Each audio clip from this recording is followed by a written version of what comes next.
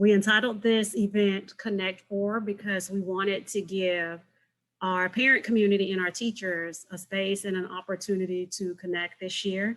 It was our ambition to host this event earlier in the year, but due to a lot of different circumstances, this seemed to be the most appropriate time to host the event. Our agenda for the evening will involve, first, I will be sharing information about our students' iReady results and how to read the iReady report and resources that will support your child based on where they are. Then our language arts and math teachers will come on and share information with our parent community. We had parents who submitted questions in advance.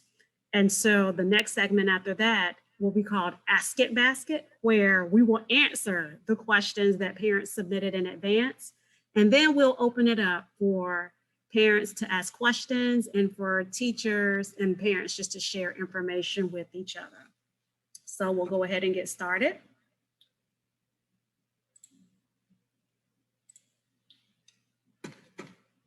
Each parent that registered received an email that contained resources that included your child's iReady spring performance information. And so we're going to talk about that information first. Our presentation is going. If you have questions about anything, if you could please use the chat feature to put questions in the chat, and then we can answer them at the end. What's on the screen right now is a student's redacted iReady report, which means to keep the child's information anonymous. The name has been deleted, but we wanted to spend some time showing you how to read the iReady reports and resources that are available to support your child's learning. When you see your child's iReady report, and these reports would have gone home with students in February, after the second diagnostic assessment, there will be some categories and some information you'll see that you may not have seen with the first iReady report. For this particular student, the score on the diagnostic assessment appears under the chart. This particular student scored a 617, which puts this student at mid-6, which means middle 6th grade, and it has a green dot. If there is a green dot underneath your child's iReady score, that means that the student is performing at or above grade level.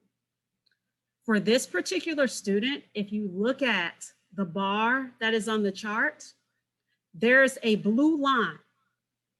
The first blue line shows the placement of your child when your child took the first iReady diagnostic test. If you go all the way up, the blue bar where your child is performing now would be here. This particular student grew 32 points between the first iReady diagnostic and the second. You want to see a plus sign and an arrow going up. And if you see that on your child's iReady report, that means that the child made growth. The next thing you will see is an indicator of what typical growth is. This black bar shows, based on your child's beginning iReady score, where they should perform by the end of the year. The dotted line that is above that is called stretch growth. And stretch growth really indicates an ambitious level of growth. And really the stretch growth indicator, we use it more for our children who are performing below proficiency to show how much they need to grow in order to be on a path to being on grade level. This particular student has passed or made his growth goal for the school year, which is excellent. You'll see an overall performance section on the iReady report. For phonological awareness, phonics, and high frequency words, this student tested out of those areas. And by 6th grade, all students should have tested out of those areas. The domains that we really look at are vocabulary, comprehension literature, which is fiction reading, and comprehension informational text, which is nonfiction reading. This particular student is showing early 6th grade performance in vocabulary development and in comprehending fiction texts. And the child is performing above grade level on informational text. And that's really rare. Usually the opposite is true. Students usually do better with the literature than they do with informational text. If you see greens in these areas, then it's excellent. And that means your child is on course. If you see any yellows or reds, that means that your child will need to develop in those areas. And we're going to talk further about how that can be done. The next thing that you will see is what's called a national norm and Lexile performance score. The national norm is where your child is performing in relation to the initial group of students who took this particular test. This particular student is scoring at the 75th percentile in reading.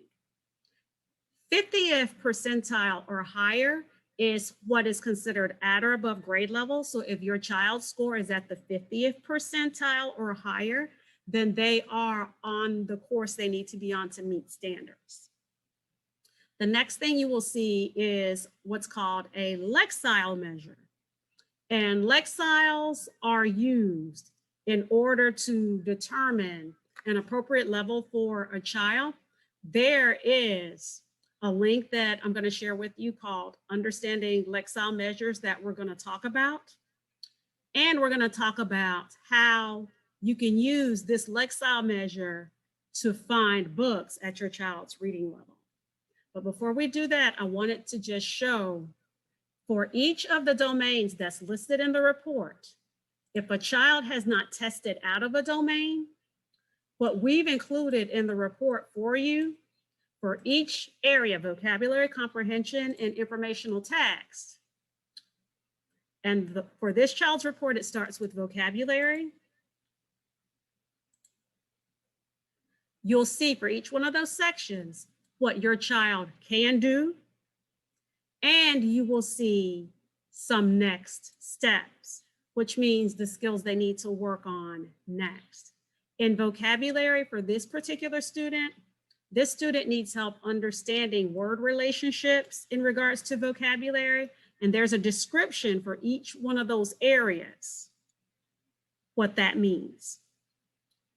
You won't be able to utilize the tools for instruction feature. This is for teachers. For this event, we gave you the expanded report so that you can specifically see what your child needs to work on. If you need resources and you would like to work on these areas at home, you're more than welcome to reach out to me. My contact information was in the email that you received. But I just wanted to show that for each one of those areas, for each section, you'll see what your child can do and then some next steps. Going back to the top, in order to understand Lexile measures, you received a Lexile parent guide on how parents can use Lexile measures. And as a part of that, we're going to talk about the Find a Book iReady feature, and we're going to visit that site. In the parent guide, it gives you specific steps you can follow to use your child's Lexile measure to find books on your child's reading level. I'm just going to quickly copy this child's particular level of 1090. We're going to go over. At the bottom of this page, you're going to see a link called hub.lexile.com. And we're going to visit that site. This site is available for teachers, for students, and for parents. You can register for a free account. And with a free account, you can save some of the resources you find. But it's not necessary that you actually register. You can use some of the resources and features on here without registering. But we're going to take a look at the Find a Book feature. To help your child find books, you can either search by the grade level and determine in terms of the material your child receives, whether it's easy, just right, or difficult, or you can search by the Lexile measure. And I put this particular child score in. If your child has a particular interest, you can also select that, or your child can select it. I'm just going to choose science fiction and fantasy. They even have subcategories on this site in case you're interested. Within the science fiction and fantasy domain, you can scroll down and choose within that domain if there's a particular area within science fiction and fantasy. You can choose that, click search, and it will show examples of books based on your child's Lexile within that particular domain. And then your child can use this resource to check our school library to see if these books are available, our public library, or digital reading sources.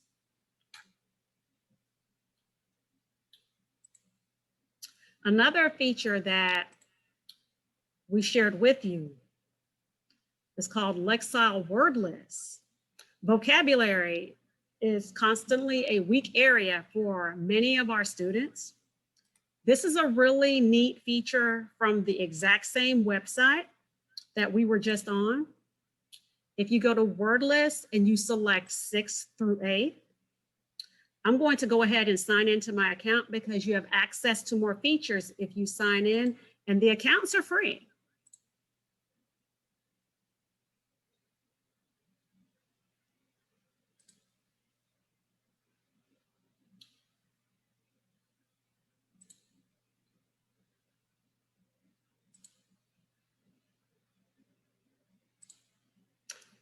Okay, we should be on the website now. And I've logged into the account that I created, and I have available for me Find a Book, as well as some other resources.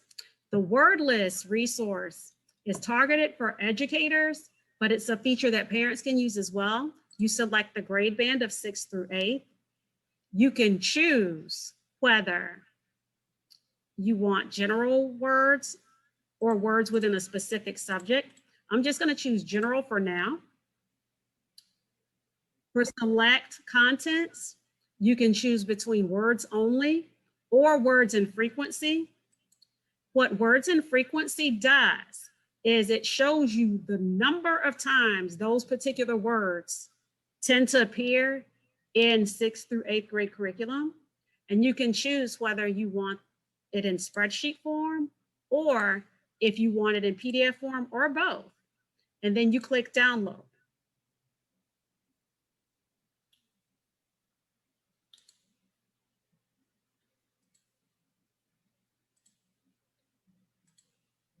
And what it does is it shows you for that particular area words that your child will encounter in the curriculum and the number of times estimated that they will hear those words. The higher the number, the more often they're going to hear those words. An activity that you can use this feature with your child, just using a few words a day, you're not to overwhelm them. Just ask your child if they know the meaning of that word. And for any word they know the meaning of, put a check mark. For any word that they don't know the meaning of, you can highlight or do something special to it because it lets you know that it's one that needs to be revisited. For the words that your child does not know, you could have your child using digital resources, they can ask, what those particular words mean, or they can use a dictionary to look up those words. And there are a lot of online dictionaries now. One activity I recommend is use index cards. On one side of the card, put the vocabulary word. On the other side, put the definition. Make pairs. And then use the cards to play concentration, to have your child practice definitions. And this will build what's called your child's academic vocabulary. A lot of tests and assignments that the kids receive, we found, especially on unit tests that kids take, we've had children who ask questions during the test about what some of the words in the questions mean.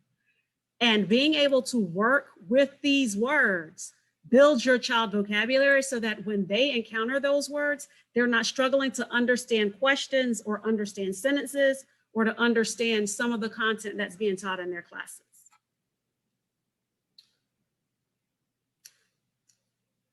This is an iReady math report for a particular student. Just like with the language arts, they show you the iReady score. They show you where the student performed at the beginning of the year. They show you where the student is performing now, how much the student grew, and what the typical growth and stretch growth measures are. This particular student has met the goal for a year's growth. So, as shared with the language arts, stretch growth is typically used with a lot of our students who are not on grade level, and it shows how much they would have to grow in order to get on the path to being on grade level. I forgot to share with language arts that at the top, there's a band of scores that shows what on grade level performance would be. So for mathematics, a student that scores between 495 and 564 is performing on grade level. This student is at 506, so the student is on grade level. To be considered as on grade level at the middle of the year, our children should be scoring at 514 or higher. This particular student is at 506, so there's still a little bit of growth that needs to occur. In reviewing the overall results, if you see all greens, it means that your child is performing on grade level. Ideally, we'd like to see mid-6 or higher. Any area that doesn't say mid-6 or higher means that it's an area where your child really needs to grow and develop. So for this particular student, this student was early 6th grade in 3 out of the 4 areas. And so those are areas where this particular student still needs to develop. Yet, the same student scored higher than 72% of students who took the initial assessment. An ideal is always 50th percentile or higher. For mathematics, instead of Lexile scores, there are what's called quantile measures and a quantile range.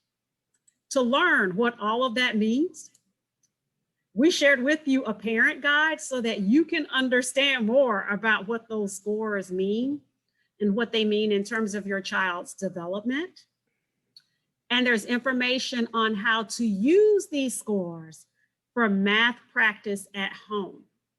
Just to go back to the students iReady report again. Just like with the language arts, for each area, you're going to see what your child can do, and you're going to see next steps, which means it will break down the skills that your child still needs to work on. For the math, there's a really cool feature in the website that we were just visiting, where you can actually put in the skill they need to practice, and I'm about to demonstrate that now. Through the parent guide, you can find, using the iReady report, what the child's quantile measure is, and for this particular student, it was 900. And then you can find math skills and concepts that will help your child and practice math. So just like with the previous resource, we're going to go to what's called Math at Home. And it's actually the exact same site that we were on. I'm currently registered.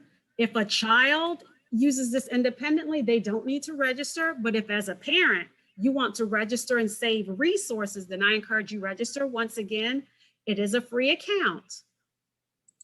When you visit, you select your state.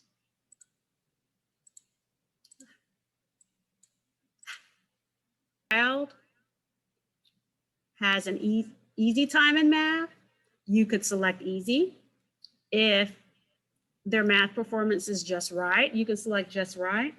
Or if math is difficult, you can select difficult, or you can put in the quantile measure, and that's what I would recommend. This particular student scored a 900. If there's a skill your child needs to work on, you can put that skill in as a keyword. Hit search. What it does, it gives you a list of free resources on the web that can be used to practice that particular skill.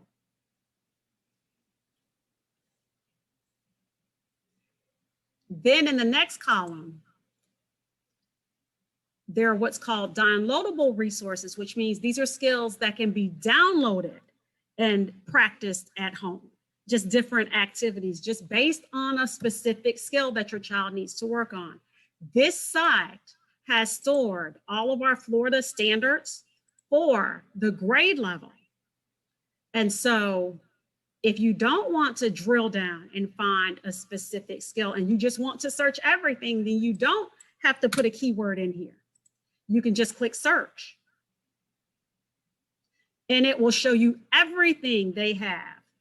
In this particular student's score band and their web resources, downloadable resources, and print resources.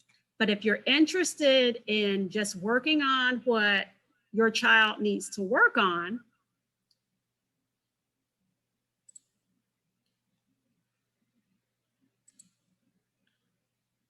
you can go back to your child's iReady report, and within any section, just look at the next steps. Find one of those skills. Just copy a few keywords. The more words you use, the harder it is to find resources. Go to the Math at Home site, paste, and click search. Now for multiplying multiple digit decimals, nothing returned, so I'm just going to delete some words and search again. And for that particular band, it didn't show anything, so let's try again. There we go. So if we take for that particular skill, if we took the measure out and just did a search, there are web resources, downloadable resources, and print resources that can be used. Another resource that's on here, and this is an option for the summer.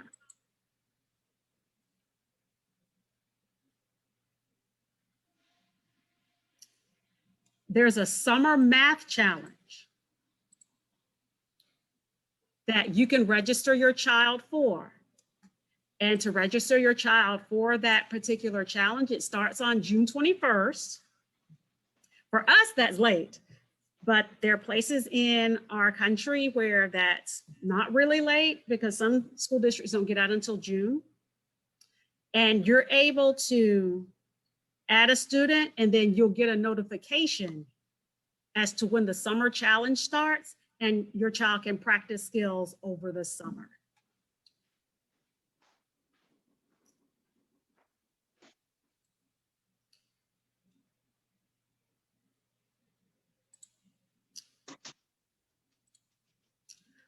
All right. The resources that show you how to get to those sites have already been shared with you. The last thing I want to share before I transition over, it's what's called a growth planner. There's a growth planner for language arts and for math based on whatever your child's ambitions are. You can put your child's score into the growth planner. And then based on that particular result,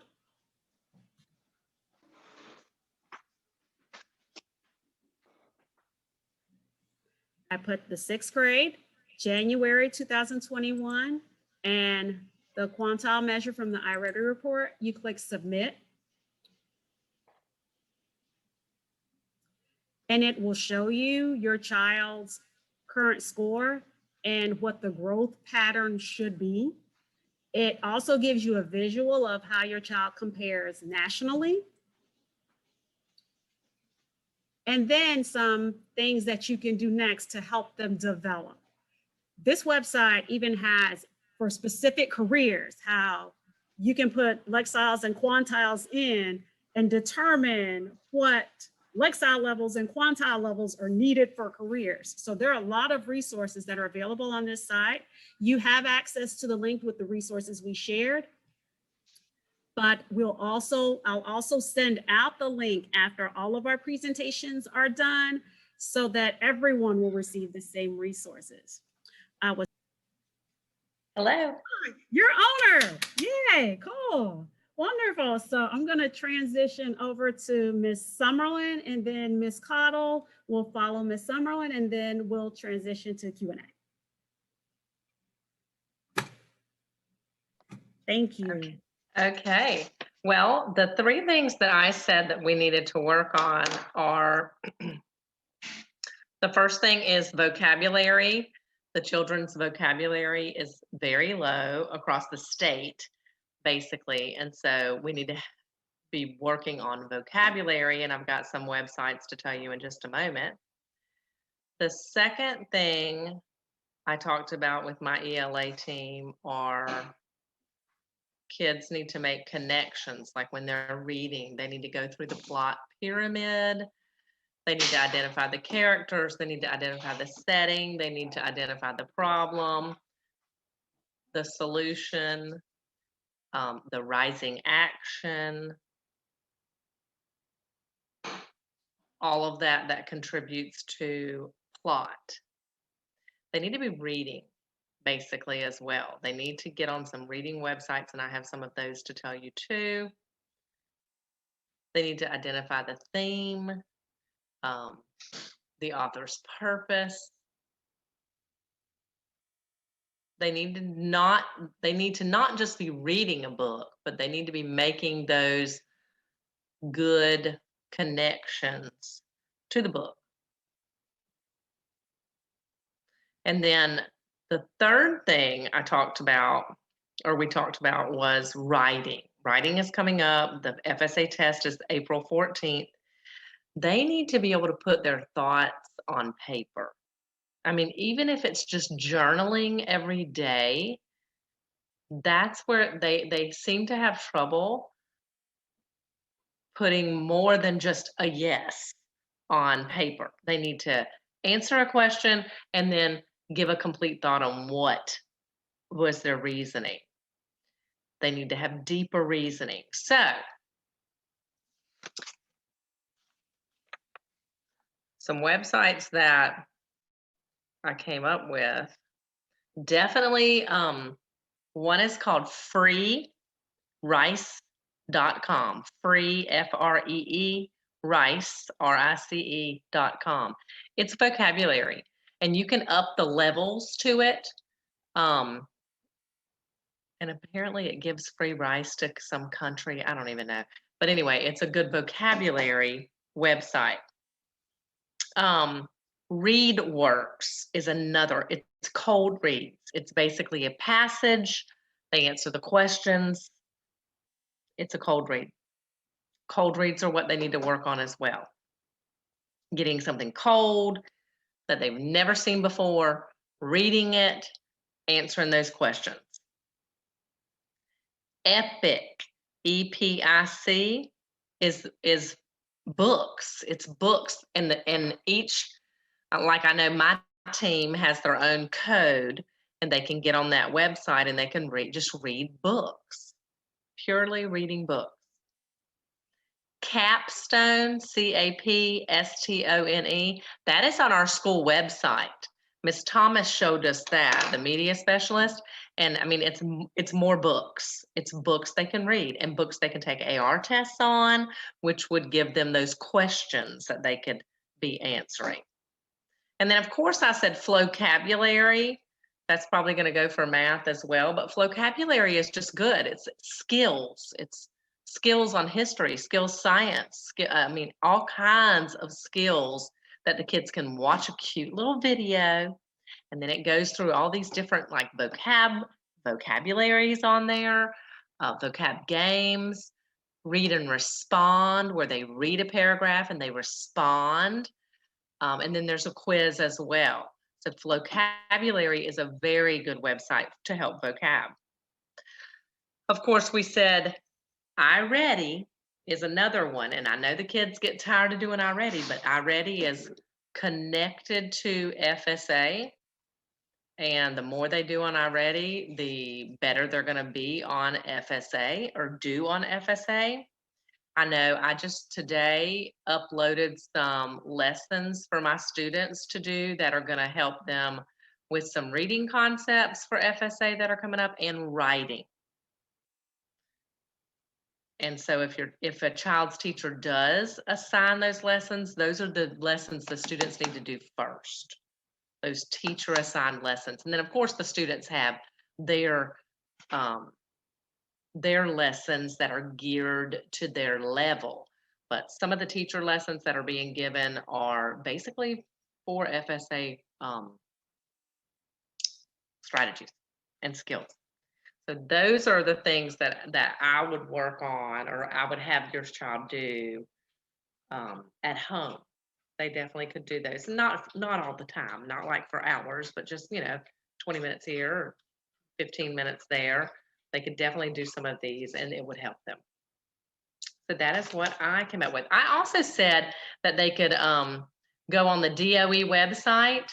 That's the Department of Education, and they could Google, FSA practice. And I know they've got practice materials on there, and they've got examples of some writing papers, and they've got some samples and student responses on that website as well.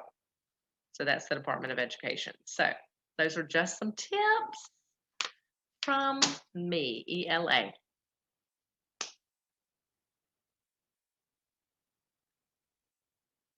will mute now. Bye-bye. Thanks, Ms. Summerlin. I had to unmute. I was just talking away. All right, Ms. Cottle will share about math next.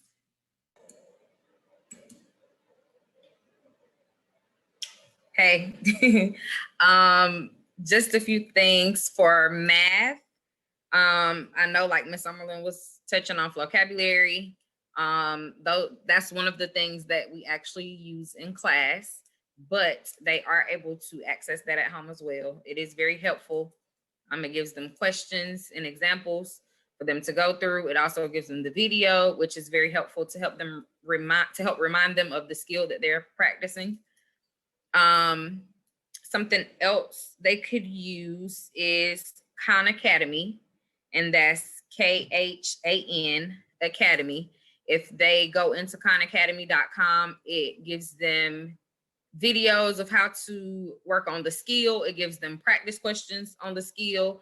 And it's very helpful when kids may not understand in class. It explains to them, and it's another source of explanation for those kids that may need the extra help, the extra support.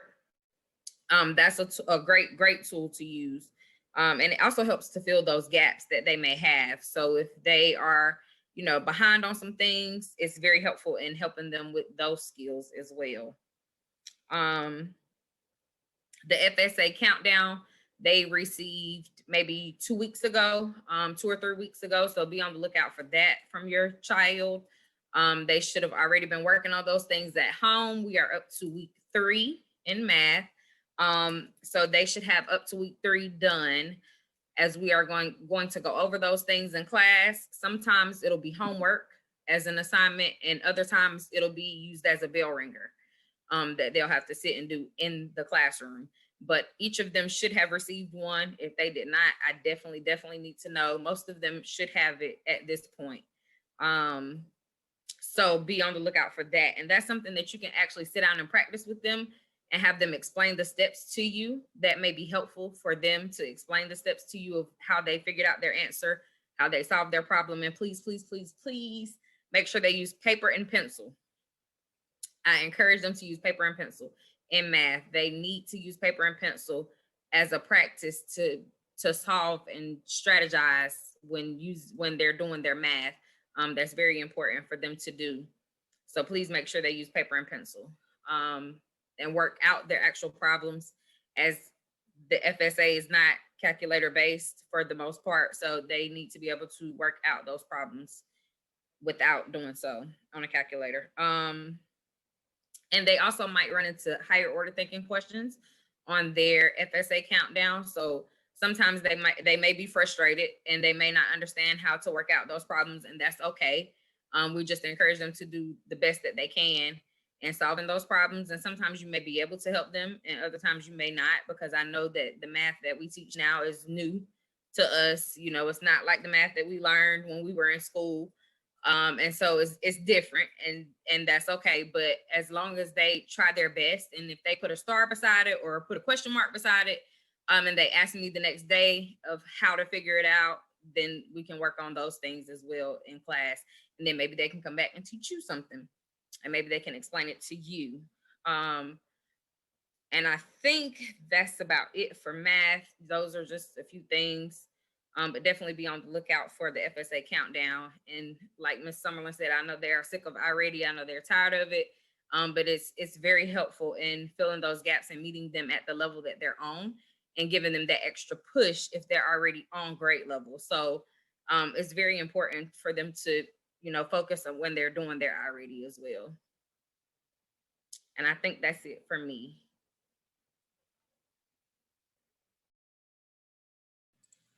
Oh, thank you, Ms. Cottle. All right, we're going to be transitioning to our Q&A portion now.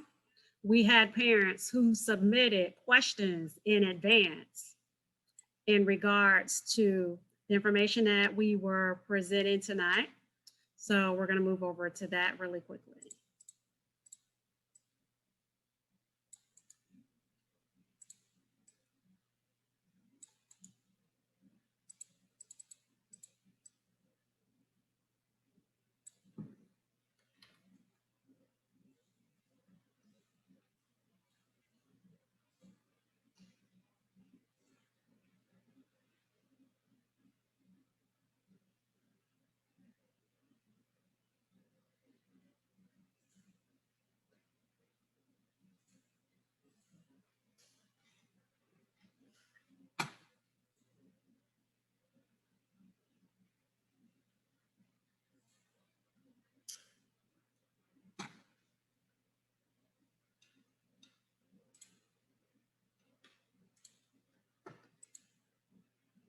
All right, I'm using my multiple screens, so I'm having some difficulty over here. I'm going to try this again.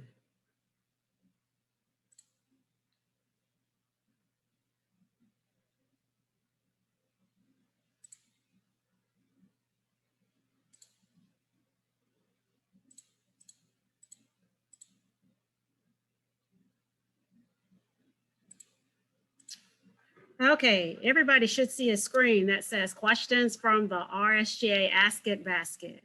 If you don't see that screen, if you could just let me know in the chat, and that would be great.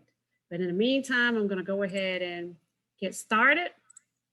We had a few parents who submitted questions for tonight, some of whom could not be here, but they knew that the session was going to be recorded. So we're going to go ahead and move to the Ask It basket, and then we'll open up to see if there are any final questions.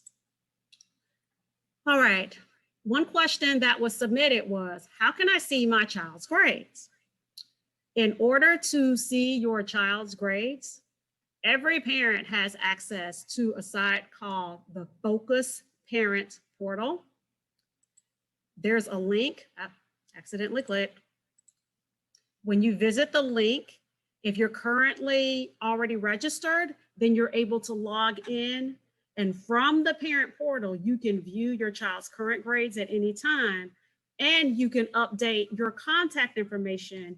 If your phone number changes, if you move, if the authorized people who will pick your child up, if any of that changes, you can go in the parent portal and update that information now.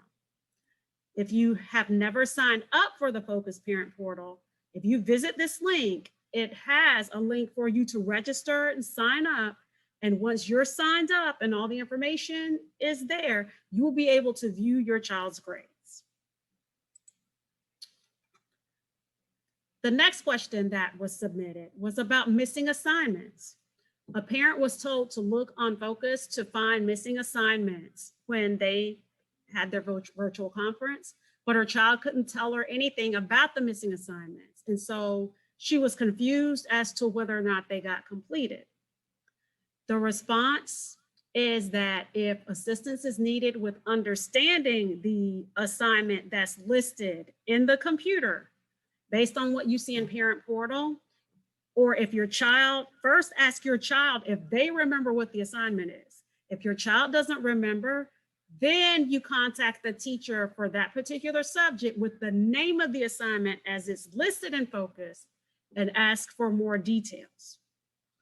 Also, if you have a computer or if you have a smartphone, ask your child to log into their Google Classrooms for each subject and show you how assignments are given by the teacher, where you find that information, and have your child to show you how assignments are submitted.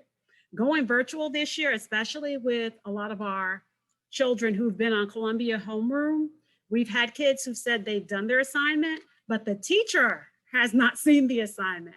So the assignment may have been done, but it wasn't submitted. So have your child to demonstrate for you the instructions that were given on how to do that, so that you can make sure that these assignments are being turned in.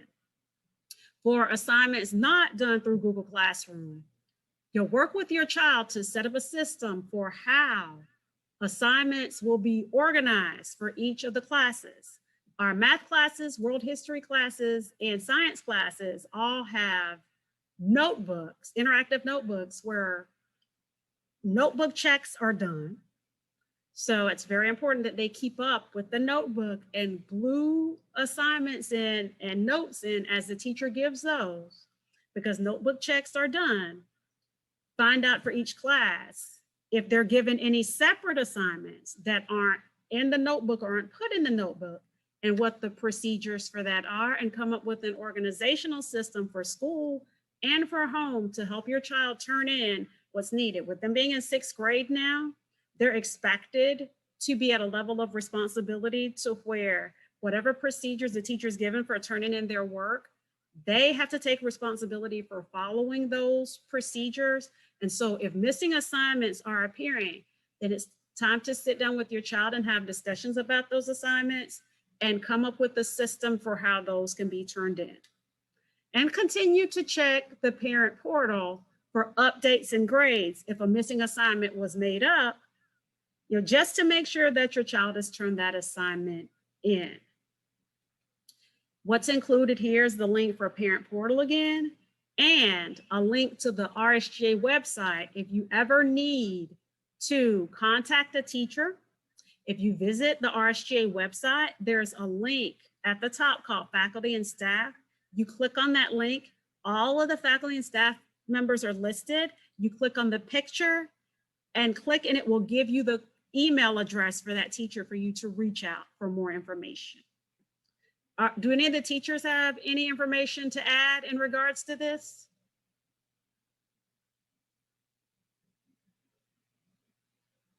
Oh, you're muted. Thank you.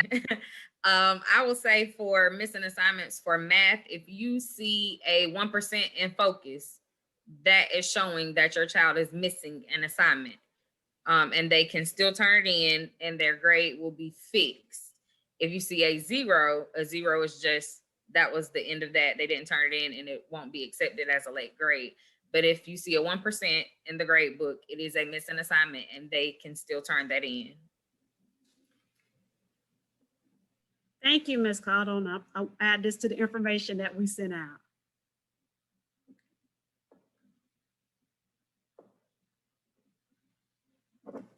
All right. Next question. We had a parent to ask for a list of the standards. So in response to that question, on our school's website in the school information section and on our school's Facebook page, at the beginning of the year, we posted our Title I annual meeting and open house presentation because we couldn't meet in person this year. As a part of that information, there were resources that we shared, and so we've added them here. One of the resources that was shared was a link to all of the, oops, have to back up again, my clicker's working. Was a link to the Florida 6th grade standards, and for language arts, for mathematics, world history, and science, we have those standards listed at this link. In addition to that, there are parent guides for English language arts and for math that share the big skills that 6th graders need to learn for the year. So there are links to those resources as well, and a link to online tutorials that are offered at floridastudents.org through CPOMS. To get a breakdown of how the online tutorial site works, if you click and watch the Title I annual meeting and open house presentation, you may have to fast forward a little bit in the video, but there is a step-by-step orientation on how to access the site to see different tutorials that are offered for the specific standards. And that's in addition to the information that Ms. Summerlin and Ms. Cottle shared. That's another resource that's available. Everything that's in the Ask It basket, you will receive. So you'll have the links to all of this information, including the link for the 6th grade standards. All right, the next question was, how can I get FSA preparation information for this school year? Because we're still limiting the number of visitors we have on campus. 2 FSA information sessions have been created, and they will be posted online for parents to view remotely. One for English language arts, which is inclusive of the writing and the reading, and one for the mathematics. Both Mrs. Summerlin and Mrs. Cottle shared that countdown packets are being sent home with the students, and that is a summary of all of the skills that they're learning this year. In addition to that, what's going to be posted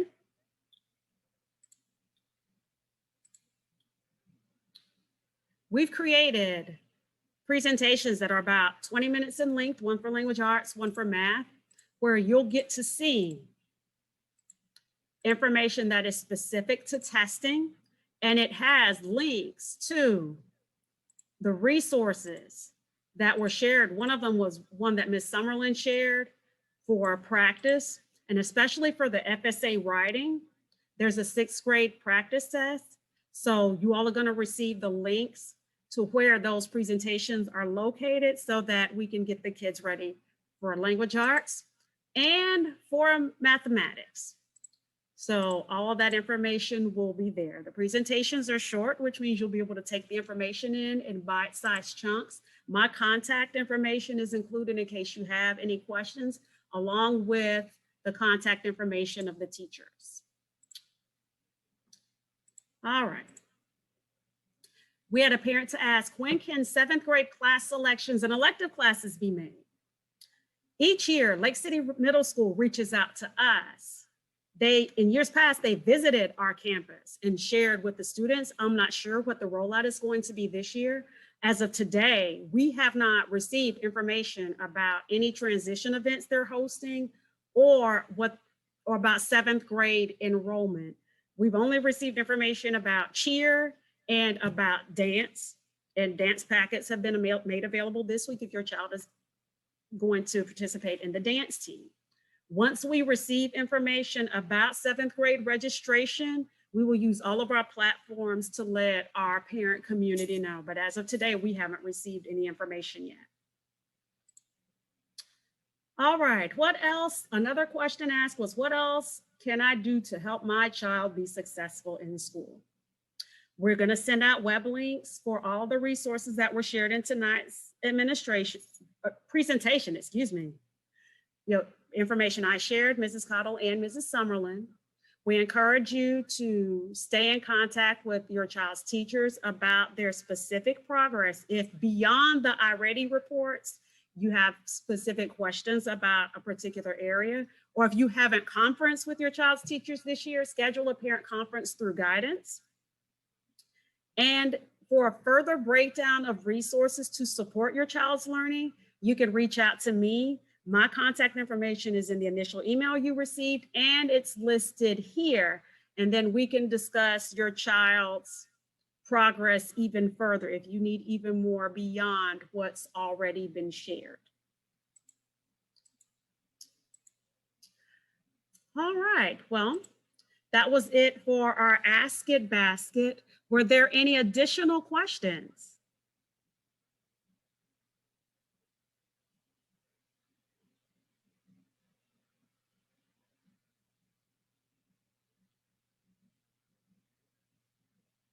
All right, there, no additional questions. Any additional comments or information people want to share before we close out?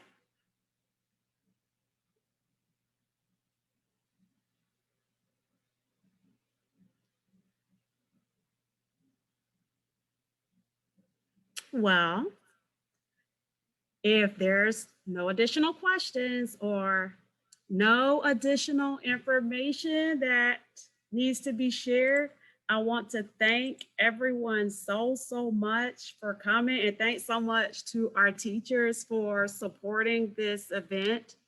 Everything has been recorded, and so it's going to be sent out to everybody who signed up or registered. And then once all of the sessions have taken place, then we'll post it online for the general school population to get. So everybody will have access. So there's nothing else, or if nobody wants to share anything else, last call.